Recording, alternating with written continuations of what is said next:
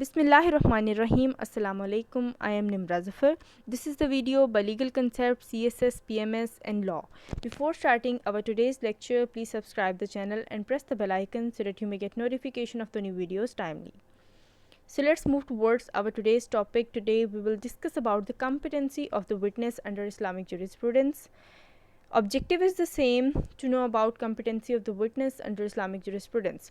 आज हम ये बात पढ़ेंगे कि जो एक विटनेस होता है जिसने कोर्ट में जाके टेस्टिमनी देनी होती है या जो गवाही देनी होती है, कोई किसी किस्म का एविडेंस देना होता है, तो इस्लाम ने उसके लिए एक क्राइटेरिया सेट किया हुआ है कि इस विटनेस को गवाही देने के लिए या एविडेंस देने के लिए कॉम्पिटेंट होना पड़ेगा. उसकी कॉम्पिटेंसी को चेक किया जाएगा कि आया वो विटनेस कॉम्पिटेंट है गवाही देने के लिए या फिर नहीं. ठीक है, उसके लिए इस्लाम में एक क्राइटेरिया सेट किया हुआ है. उस क्राइटेरिया पर जो पूरा उतरेगा वही जो है एलिजिबल होगा कि वो कोर्ट में कोई किसी किस्म का एविडेंस दे या फिर वो विटनेस बन सके. Competency of witness. Meaning of competency of witness. A witness is said to be competent if there is nothing in law to prevent him from being sworn in and examined. कि मतलब एक person जो है वो witness कब बन सकता है, जब तक ऐसी कोई चीज़ ना हो उससे रिलेटेड जो उसे इस चीज़ से रोक रही हो. ठीक है, मतलब वो पूरे क्राइटेरिया पर पूरा उतरना चाहिए. जो भी क्वालिफ़िकेशन ज़रूरी हैं एक कॉम्पिटेंट विटनेस के लिए, उन क्वालिफ़िकेशंस पर वो पूरा उतरना चाहिए. If he wishes to give evidence. Concept of witness in Islam के इस्लाम में एक विटनेस का क्या कंसेप्ट है. Witness is a person who comes before the court and give his evidence to prove and disprove any fact. कि कोई भी केस होता है तो उसमें जब एक विटनेस की ज़रूरत होती है, एक गवाह की ज़रूरत होती है, तो जब उसने एविडेंस देना होता है तो वो किस लिए होता है वो विटनेस, कि उस केस में फैक्ट्स को प्रूव करता है, हक़ाइक़ को सामने लाने के लिए, बात की तह तक पहुंचने के लिए विटनेस की ज़रूरत पड़ती है. Islamic law imposes certain qualifications for a competent witness. कि अब इस्लाम जो है, जो इस्लामिक लॉ है, वो हमें बताता है कि कौन कौन सी क्वालिफ़िकेशंस जो हैं एक कॉम्पिटेंट विटनेस में होना ज़रूरी है. Definition of the witness. Witness is a person who gives testimony to prove or disprove any fact. Testimony हम कहते हैं गवाही देने को या शहादत देने को हम testimony कहते हैं. ठीक है, कि witness वो person होता है जो शहादत देता है कोर्ट में या कोई एविडेंस देता है कोर्ट में किसी भी केस को या किसी फैक्ट को प्रूव करने के लिए या फिर डिसप्रूव करने के लिए. नेक्स्ट हम स्टडी करेंगे क्वालिफ़िकेशंस ऑफ द विटनेस. कि एक विटनेस जो है वो कॉम्पिटेंट, उसको कॉम्पिटेंट होने के लिए मतलब उसकी गवाही जो है वो एक्सेप्टेबल कोर्ट में तब होगी जब वो इन क्वालिफ़िकेशंस पर पूरा उतरेगा. ये क्वालिफ़िकेशंस वो क्राइटेरिया है जो इस्लाम ने एक विटनेस की कॉम्पिटेंसी के लिए सेट किया हुआ है. Qualifications of a competent witness. A witness under Islamic law has to fulfill different qualifications under different laws. कि क्वालिफ़िकेशंस अब हम वन बाय वन स्टडी करेंगे. क्वालिफ़िकेशंस अंडर कानून शहादत. आर्टिकल 3 ऑफ कानून शहादत ऑर्डिनेंस 1984 के अगर हम कानून शहादत के अंडर जो है क्वालिफ़िकेशंस विटनेस की देखें तो वो कौन कौन सी हैं. आर्टिकल 3 में क्वालिफ़िकेशंस को एक्सप्लेन किया गया है. A witness must have to fulfil following conditions under कानूनी शहादत ऑर्डिनेंस. कि एक पर्सन जो है वो विटनेस कैसे बन सकता है. The witness must understand the question put to him. कि जब कोर्ट में एक विटनेस को लाया जाए तो फिर वो इस काबिल हो कि जो भी क्वेश्चन कोर्ट में उससे किया जाए वो उसको समझने के काबिल हो, अंडरस्टैंड कर सके उस क्वेश्चन को कि उससे किस किस्म का सवाल किया जा रहा है, उससे क्या सवाल किया जा रहा है. The witness must give rational answer to those questions. कि जो विटनेस है वो उन सवालों का जवाब जो है वो रैशनल आंसर दे. रैशनल आंसर क्या होता है कि जो वो जवाब देगा उन क्वेश्चंस के बदले में वो अक्ली बुनियादों पर होने चाहिए. ठीक है ना, मतलब वो कोई किसी किस्म की कोई एम्बिग्विटी नहीं होनी चाहिए उसके आंसर में. उसका आंसर बिल्कुल क्लियर होना चाहिए और अक्ली बुनियादों पर होना चाहिए. The witness must not be convicted of परजुरी। परजुरी कहते हैं झूठी गवाही, और कन्विक्टेड कहते हैं कि वो जो विटनेस है उसको पहले ही किसी झूठी गवाही देने पर कोई सज़ा ना हुई हो, ठीक है। मतलब उसने जो एक विटनेस कोर्ट में आ गया है, उसने पहले अपने पास्ट में कोई झूठी गवाही ना दी हो। नेक्स्ट है क्वालिफ़िकेशंस अंडर तज़किया अल-शहूद, कि तज़किया अल-शहूद के अंडर कौन कौन सी क्वालिफ़िकेशंस होनी चाहिए एक कॉम्पिटेंट विटनेस के लिए। इससे पहले हम ये चीज़ समझेंगे कि तज़किया अल-शहूद होता क्या है। तज़किया अल-शहूद का मतलब भी यही है, कॉम्पिटेंसी ऑफ द विटनेस, कि कोर्ट में एक विटनेस की कॉम्पिटेंसी को चेक किया जाता है कि ये कॉम्पिटेंट भी है एक विटनेस बनने के लिए या फिर नहीं है, उसकी क्वालिफ़िकेशंस को चेक किया जाता है। तज़किया अल-शहूद means purification of the witness. Purification मतलब एक विटनेस के बारे में पता होनी चाहिए हर बात कि वो इस चीज़ के लिए कॉम्पिटेंट भी है या फिर नहीं है। मतलब कि विटनेस की प्योरीफिकेशन मतलब उसने पास्ट में कोई ऐसा बड़ा गुनाह ना किया हो, वो प्योरीफाई हो बिल्कुल, ठीक है, साफ शफाफ हो, झूठ ना बोलता हो वो।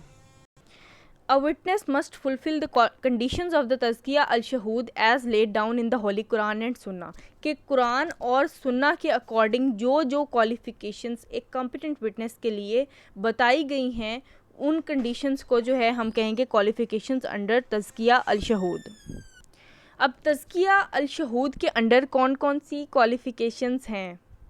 Number 1 is witness must be male, कि जो भी कॉम्पिटेंट विटनेस एक कोर्ट में आएगा वो उसका मेल होना ज़रूरी है। Only the male witness are competent to give evidence, कि सिर्फ मेल विटनेस ही एविडेंस देने के काबिल होते हैं।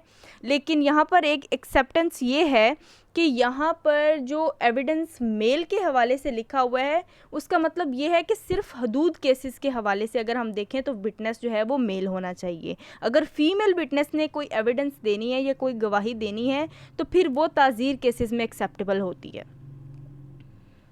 Next one is witness must be Muslim, कि उस विटनेस का मुस्लिम होना ज़रूरी है। Third one is witness must be adult, कि वो एडल्ट होना चाहिए, माइनर नहीं होना चाहिए, उसकी उम्र जो है वो 18 साल से ज़्यादा की होनी चाहिए। Next one is witness must abstain from major sins, कि उसने अपने पास्ट में बड़े गुनाह ना किए हों कोई। The person who has done any major sins his life past life shall not be a competent witness, कि ऐसा कोई भी पर्सन एक कॉम्पिटेंट विटनेस नहीं बन सकता जिसने अपने पास्ट में कोई बड़ा गुनाह किया हो। Next one is witness must be truthful, कि वो सच्चा आदमी होना चाहिए। Past character of a witness must B such that he is a truthful person, कि उसका जो पास्ट है वो बिल्कुल शफाफ होना चाहिए, वो इंसान सच्चा होना चाहिए, उसका करेक्टर बिल्कुल ठीक होना चाहिए या बिल्कुल सच्चा आदमी होना चाहिए, वो किसी झूठे आदमी की गवाही जो है वो नहीं ली जा सकती। Next one is number of witnesses in Islam, के डिफरेंट केसेस जो कि बेशक हदूद केसेस हों या ताज़ीर केसेस हों, तो उनमें जो डिफरेंट केसेस में कितने कितने विटनेस जो हैं उनकी गवाही लाजमी होती है। अब हम ये स्टडी करेंगे। Islamic law of evidence requires 2 और more witnesses in a matter such as theft के केस में, मतलब चोरी का केस है, अगर ये एक हद क्राइम है, चोरी करना एक हद क्राइम है, इसके लिए 2 विटनेस का होना लाजमी है, मतलब 2 मेल विटनेस जो हैं वो होना लाजमी है। नेक्स्ट वन है ज़िना भी एक हद क्राइम है जिसके लिए 4 विटनेसेस का होना ज़रूरी है, मतलब आई विटनेसेस होने चाहिए। 4 मेल आई विटनेस की गवाही जो है इसमें एक्सेप्टेबल होती है। नेक्स्ट वन है ड्रिंकिंग भी जो है एक हद क्राइम है और इसके लिए 2 मेल विटनेसेस का होना ज़रूरी है। नेक्स्ट है competency of a women as a witness, कि अगर हम यहाँ पर वुमेन की बात करें कि एक औरत की गवाही किन किन केसेस में एक्सेप्टेबल होती है, तो सबसे पहले है women witness in Islam. As a general rule women witness is not allowed to depose evidence, मतलब एविडेंस देने के लिए इस्लाम में औरत की गवाही जो है एक्सेप्टेबल नहीं है इन द हदूद केसेस, कि अगर हम हदूद केसेस के बारे में बात करें तो हदूद केसेस में औरत की गवाही एक्सेप्टेबल नहीं होती किसी सूरत भी। Women witness having no value, women witness in हदूद cases has no value and not a competent one to prove any fact, कि किसी भी फैक्ट को, किसी हकाइक को प्रूव करने के लिए एक औरत की गवाही हदूद केसेस में एक्सेप्टेबल नहीं होती। नेक्स्ट वन है कॉम्पिटेंसी इन ताज़ीर केसेस, कि अगर हम हदूद केसेस से हट के ताज़ीर केसेस की बात करते हैं तो in case where the violation of the rights of individual is involve, कि ताज़ीर केसेस में क्या होता है, इंडिविजुअल्स के राइट्स की वायलेशन होती है, इंडिविजुअल्स एक दूसरे के राइट्स की इन्फ्रिंजमेंट करते हैं।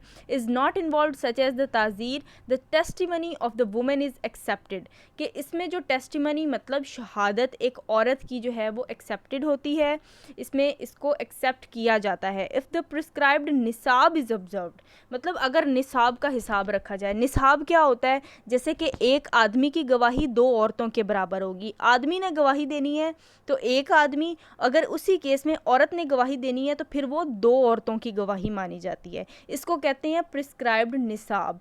तो इस निसाब का ख्याल रखना जो है वो ज़रूरी होता है।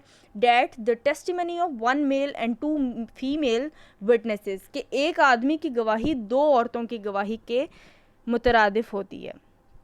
Next one is competency in financial transactions. अगर हम फाइनेंशियल मामलात की बात करें तो in matters relating to financial और future obligations the testimony of two women is accepted with one male, कि ये निसाब इसमें बताया हुआ है कि अगर फाइनेंशियल ट्रांजैक्शंस की बात करते हैं तो इसमें औरत की गवाही जो है वो एक्सेप्टेबल है, लेकिन उसका निसाब क्या होगा कि अगर आदमी गवाही देगा तो एक आदमी, और अगर औरत गवाही देगी तो फिर दो औरतें।